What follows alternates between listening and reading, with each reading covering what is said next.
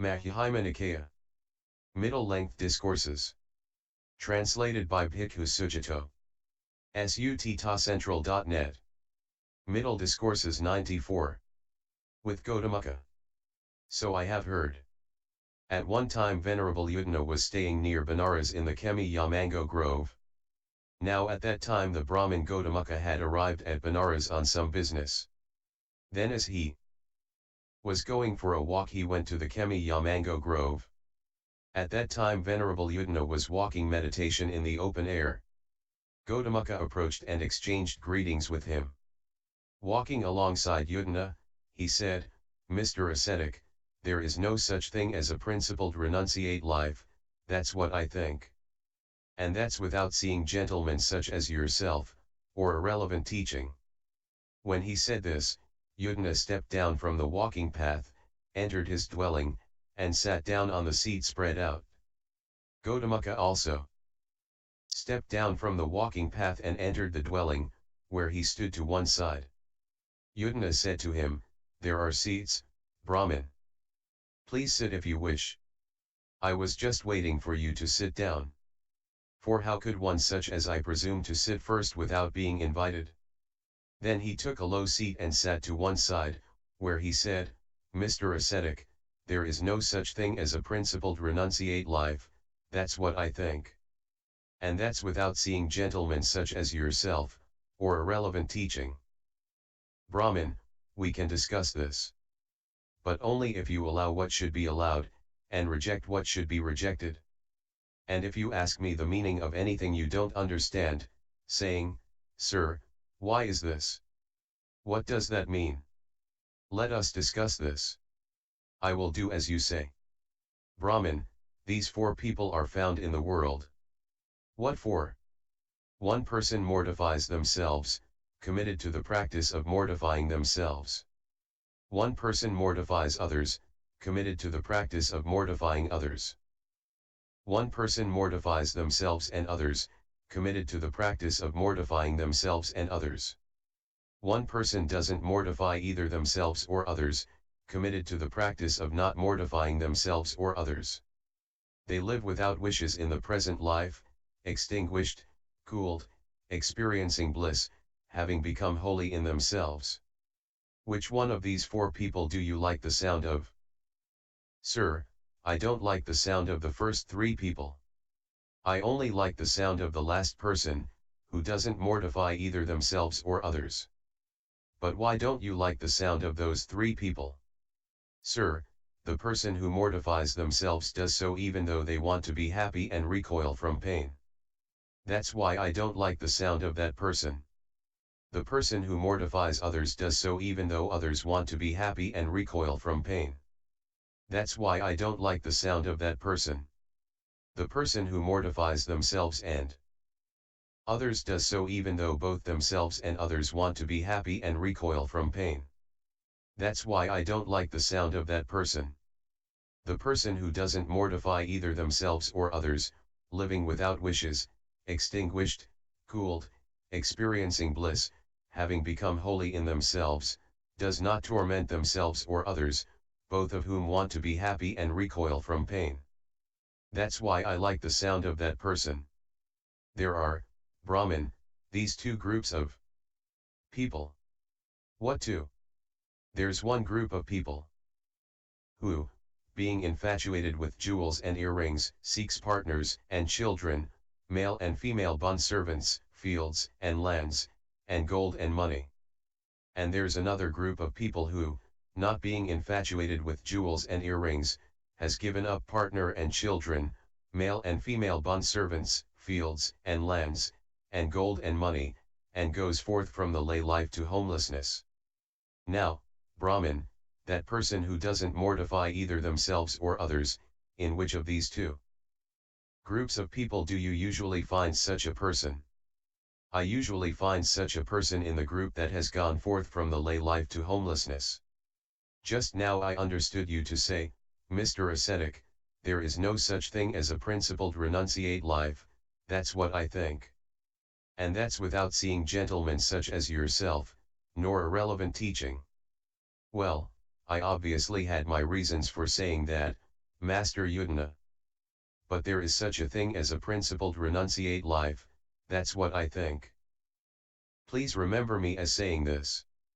Now, these four kinds of people that you've spoken of in a brief summary, please explain them to me in detail, out of compassion. Well then, Brahmin, listen and pay close attention, I will speak. Yes, sir, replied Ghotamukha. Yudhana said this. What person mortifies themselves, committed to the practice of mortifying themselves? It's when someone goes naked, ignoring conventions. They lick their hands, and don't come or wait when asked. They don't consent to food brought to them, or food prepared on purpose for them, or an invitation for a meal. They don't receive anything from a pot or bowl, or from someone who keeps sheep, or who has a weapon or a shovel in their home, or where a couple is eating, or where there is a woman who is pregnant, breastfeeding, or who has a man in her home, or where there's a dog waiting or flies buzzing. They accept no fish or meat or liquor or wine, and drink no beer. They go to just one house for alms, taking just one mouthful, or 2 houses and 2 mouthfuls, up to 7 houses and 7 mouthfuls. They feed on 1 saucer a day, 2 saucers a day, up to 7 saucers a day.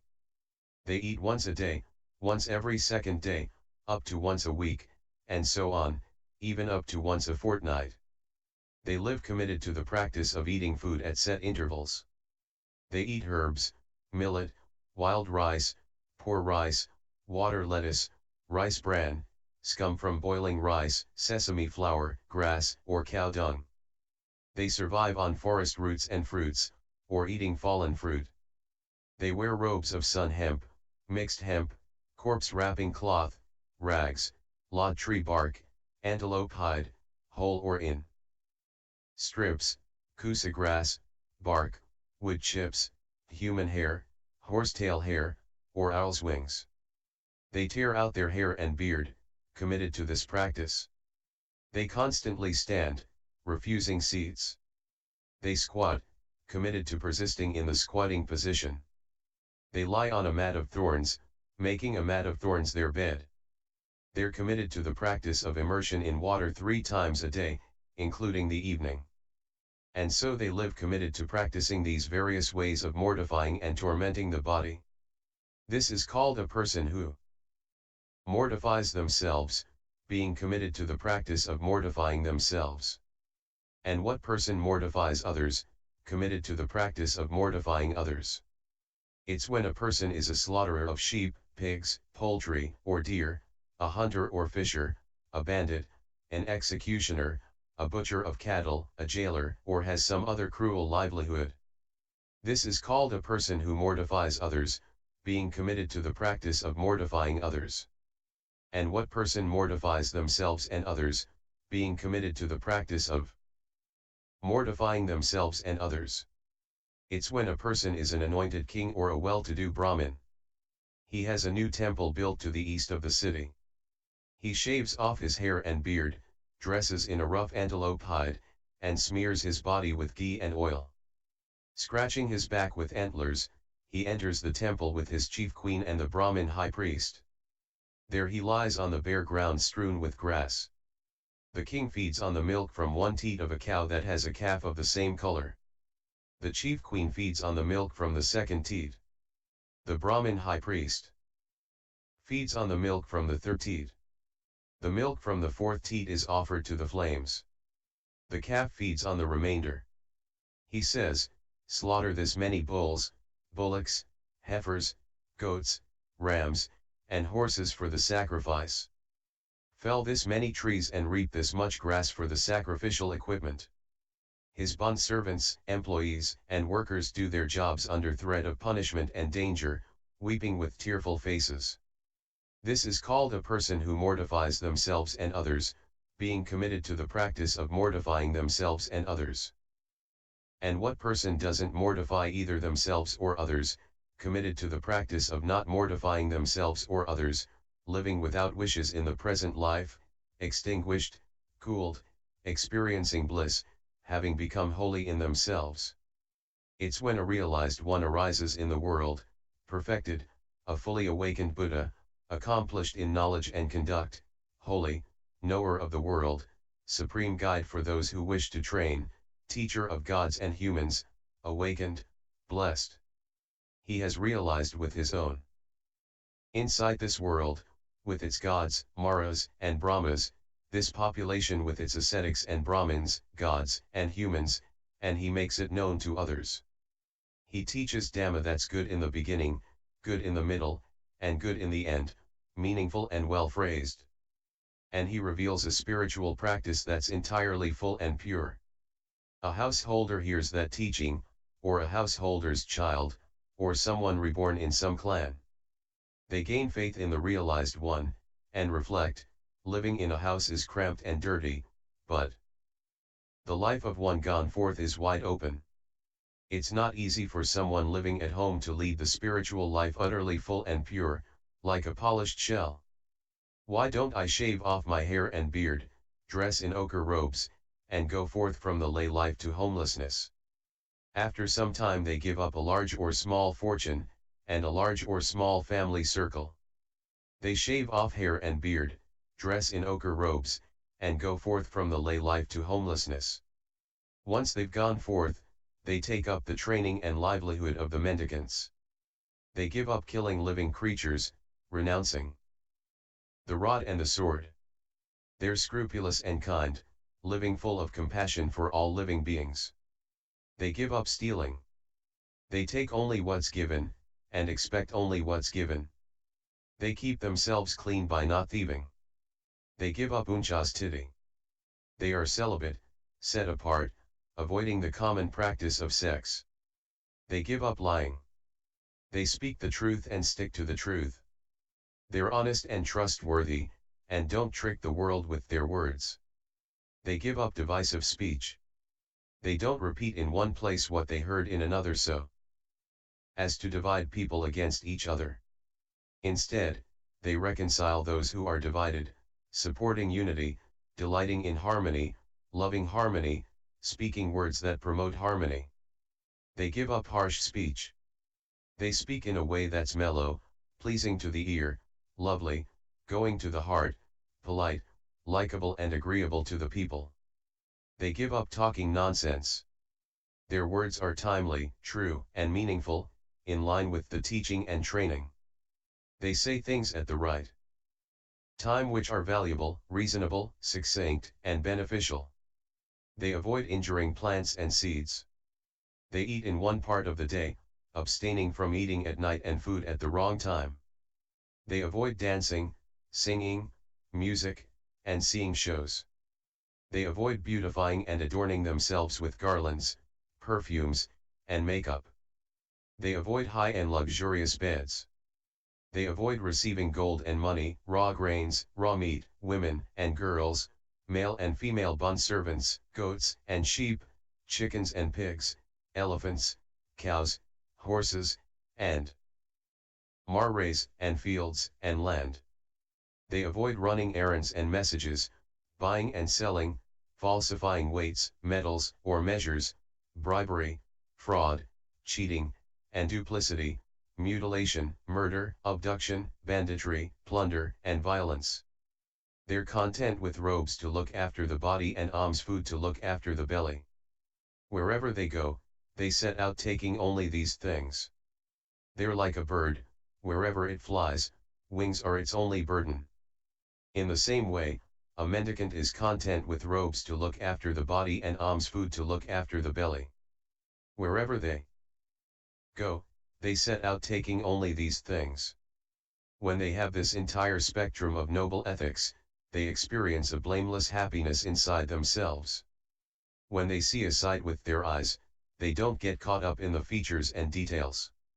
If the faculty of sight were left unrestrained, bad unskillful qualities of desire and aversion would become overwhelming.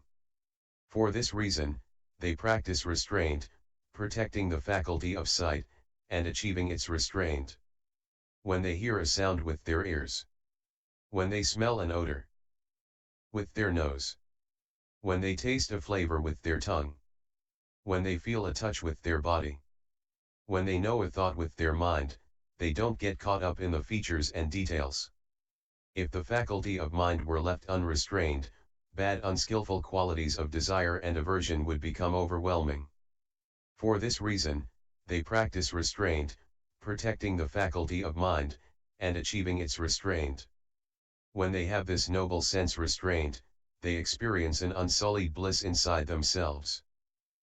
They act with situational awareness when going out and coming back, when looking ahead and aside, when bending and extending the limbs, when bearing the outer robe, bowl, and robes, when eating, drinking, chewing, and tasting, when urinating and defecating, when walking, standing, sitting, sleeping, waking, speaking, and keeping silent. When they have this noble spectrum of ethics, this noble sense restraint, and this noble mindfulness and situational awareness, they frequent a secluded lodging, a wilderness, the root of a tree, a hill, a ravine, a mountain cave, a charnel ground, a forest, the open air, a heap of straw. After the meal, they return from alms round, sit down cross-legged with their bodies straight, and establish mindfulness right there. Giving up desire for the world, they meditate with a heart rid of desire, cleansing the mind of desire. Giving up ill will and malevolence, they meditate with a mind rid of ill will, full of compassion for all living beings, cleansing the mind of ill will. Giving up dullness and drowsiness, they meditate with a mind rid of dullness and drowsiness, perceiving light, mindful and aware, cleansing the mind of dullness and drowsiness. Giving up restlessness and remorse, they meditate without restlessness, their mind peaceful inside, cleansing the mind of restlessness and remorse. Giving up doubt, they meditate having gone beyond doubt, not undecided about skillful qualities, cleansing the mind of doubt. They give up these 5 hindrances, corruptions of the heart that weaken wisdom. Then, quite secluded from sensual pleasures, secluded from unskillful qualities, they enter and remain in the first absorption, which has the rapture and bliss born of seclusion, while placing the mind and keeping it connected. As the placing of the mind and keeping it connected are stilled, they enter and remain in the second absorption, which has the rapture and bliss born of immersion, with internal clarity and confidence, and unified mind, without placing the mind and keeping it connected. And with the fading away of rapture, they enter and remain in the third absorption, where they meditate with equanimity, mindful and aware, personally experiencing the bliss of which the noble ones declare, equanimous and mindful, one meditates in bliss. Giving up pleasure and pain, and ending former happiness and sadness, they enter and remain in the fourth absorption, without pleasure or pain, with pure equanimity and mindfulness. When their mind has become immersed in samadhi like this, purified, bright, flawless, rid of corruptions, pliable, workable, steady, and imperturbable, they extend it toward recollection of past lives. They recollect many kinds of past lives. That is, 1, 2, 3, 4, 5, 10, 20, 30, 40, 50, 100, 1,000, 100,000 rebirths, many eons of the world contracting, many eons of the world expanding, many eons of the world contracting and expanding. They remember, there, I was named this, my clan was that, I looked like this, and that was my food. This was how I felt pleasure and pain, and that was how my life ended. When I passed away from that place I was reborn somewhere else. There, too, I was named this, my clan was that, I looked like this, and that was my food. This was how I felt pleasure and pain, and that was how my life ended. Passing away from there, I was reborn here. And so they recollect their many kinds of past lives, with features and details. When their mind has become immersed in samadhi like this, purified, bright, flawless, rid of corruptions, pliable, workable, steady, and imperturbable, they extend it toward knowledge of the death and rebirth of sentient beings. With clairvoyance that is purified and superhuman, they See sentient beings passing away and being reborn, inferior and superior, beautiful and ugly, in a good place or a bad place. They understand how sentient beings are reborn according to their deeds. These dear beings did bad things by way of body, speech, and mind. They spoke ill of the noble ones, they had wrong view, and they chose to act out of that wrong view. When their body breaks up, after death, they're reborn in a place of loss, a bad place, the underworld, hell. These dear beings, however, did good things by way of body, speech, and mind. They never spoke ill of the noble ones, they had right view, and they chose to act out of that right view. When their body breaks up, after death, they're reborn in a good place, a heavenly realm. And so, with clairvoyance that is purified and superhuman, they see sentient beings passing away and being reborn, inferior and superior, beautiful and ugly, in a good place or a bad place. They understand how sentient beings are reborn according to their deeds. When their mind has become immersed in samadhi like this, purified, bright, flawless, rid of corruptions, pliable, workable, steady, and imperturbable, they extend it toward knowledge of the ending of defilements. They truly understand, this is suffering. This is the origin of suffering. This is the cessation of suffering. This is the practice that leads to the cessation of suffering. They truly understand, these are defilements. This is the origin of defilements. This is the cessation of defilements. This is the practice that leads to the cessation of defilements. Knowing and seeing like this, their mind is freed from the defilements of sensuality, desire to be reborn, and ignorance. When they're freed, they know they're freed. They understand, rebirth is ended, the spiritual journey has been completed, what had to be done has been done, there is no return to any state of existence. This is called a person who neither mortifies themselves or others, being committed to the practice of not mortifying themselves or others. They live without wishes in the present life, extinguished, cooled, experiencing bliss, having become holy in themselves. When he had spoken, Ghotamukha said to him, "Excellent, Master Udana. Excellent." As if he were righting the overturned, or revealing the hidden, or pointing out the path to the lost, or lighting a lamp in the dark so people with good eyes can see what's there, Master Udana has made the teaching clear in many ways. I go for refuge to Master Udana, to the teaching, and to the mendicant Sangha.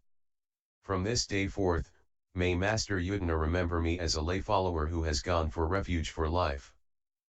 Brahmin, don't go for refuge to me.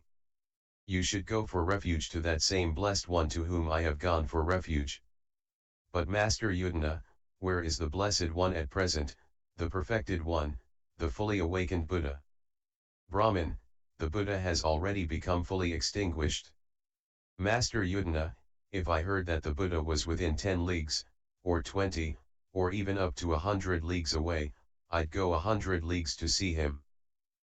But since the Buddha has become fully extinguished, I go for refuge to that fully extinguished Buddha, to the teaching, and to the Sangha. From this day forth, may Master Udana remember me as a lay follower who has gone for refuge for life. Master Udana, the king of Anga gives me a regular daily allowance. I will give you one portion of that. But Brahmin, what does the king of Anga give you as a regular daily allowance?